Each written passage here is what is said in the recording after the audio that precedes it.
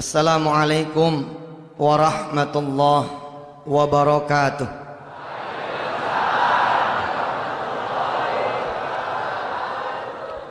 Allahumma salli wa sallim wa barik ala sayyidina Muhammad wa alihi walhamdulillahi rabbil alamin.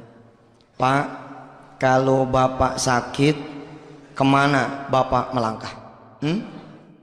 Ke dokter, berobat ya. Sampai dokter, tuh dokter kagak taunya malah nanya sama kita. Apa pertanyaan tuh dokter? Sakitnya? Berarti kita datang sama yang kagak tahu tuh. Ya. Buktinya dia masih nanya sama kita.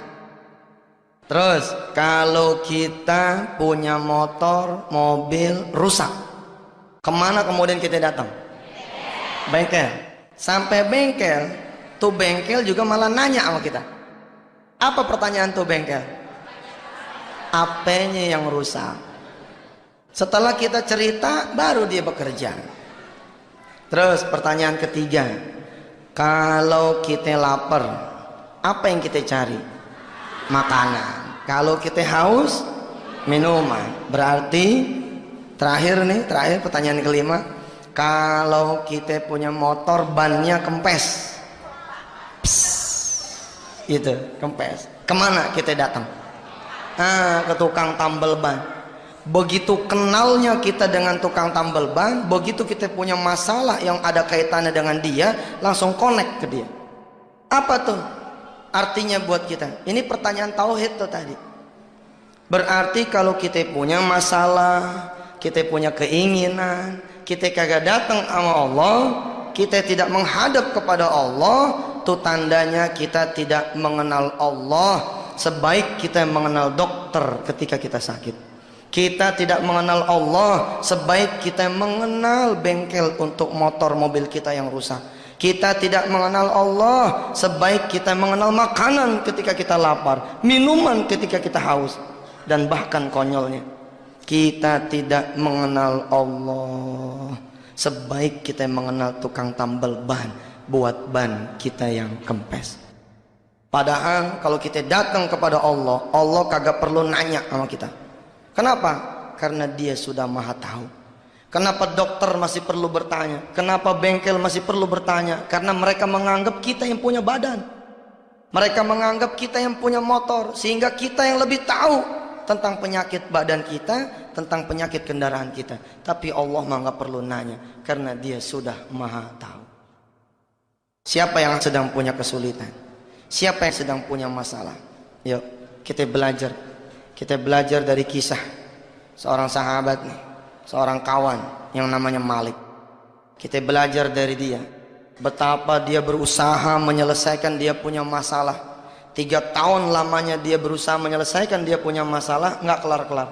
Tapi begitu dia datang kepada Allah, subhanallah, kun fayakunnya Allah berlaku.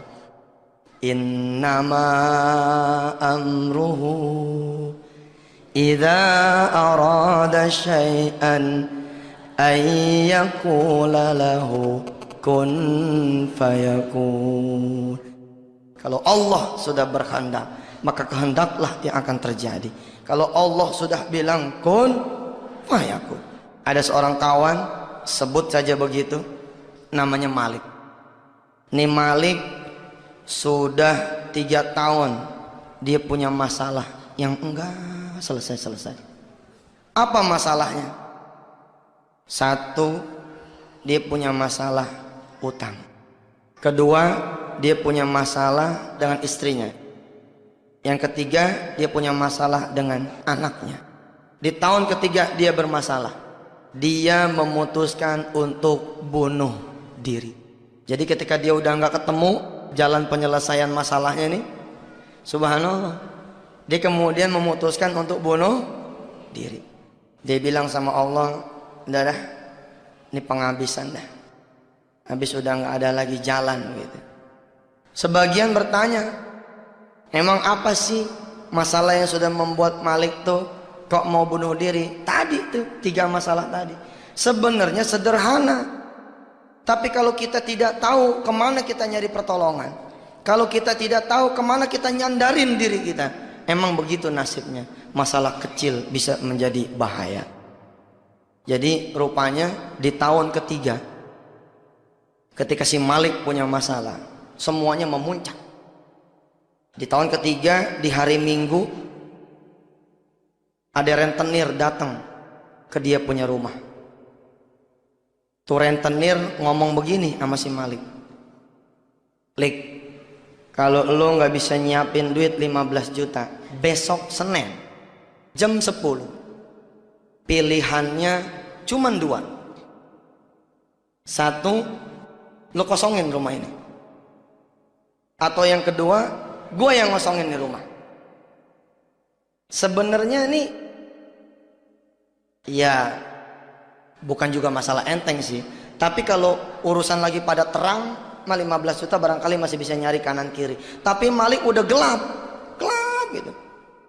Dia cari pinjaman kanan mentok, kiri mentok, depan mentok, belakang mentok, putus asa dia.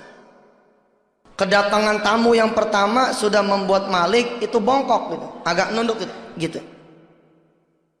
Habis si rentenir datang, kemudian datang tamu yang kedua. Lah tamu yang kedua ini siapa? Tamu yang kedua ini istrinya.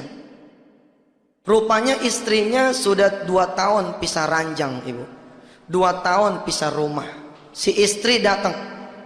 Apa kata si istri? Bang, kalau sampai besok abang belum juga tanda tangan surat cerai saya, kayaknya besok bakalan ada yang datang ngejemput abang dah. Mau dipaksa nih, begitu. Jadi besok jam 12 saya tunggu dah di pengadilan agama, begitu. Jadi kata tuh bini, jam 12 besok ditunggu di pengadilan agama. Kira-kira ini untuk tanda tangan surat cerai terakhir. Makin bongkok tuh, makin doyong tuh Malik, makin begini tuh. Kenapa emang bininya kok nuntut cerai? Oh, rupanya Malik sudah selingkuh, ibu. Jadi waktu dulu Malik jaya, waktu Malik banyak duitnya, Malik punya hobi 2, judi sama minum. Ketika dia bermasalah, ketika usahanya bangkrut, kerjaannya ancur-ancuran, tuh hobi berubah jadi pelarian. Hobi minum dan judinya berubah jadi pelarian. Tahun kedua dia minum, dia mabok, dia judi. Kemudian terjadi peristiwa perselingkuhan. Padahal Malik udah bilang nih sama istrinya, Ma, bapak kan selingkuh tidak sengaja. Ada nggak selingkuh tidak sengaja? Kagak ada. Lah ini ada buktinya si Malik. Kata Malik, Ma, bapak selingkuh kagak sengaja.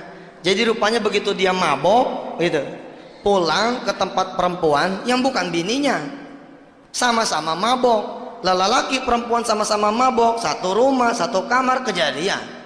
Cuman begitu besok paginya si perempuan bilang begini sama si Malik, Lik, kita udah pada gede dah, kita semalam kagak sengaja nih. Ya udah, gua pulang, lu pulang. Anggap aja peristiwa nggak terjadi apa-apa semalam.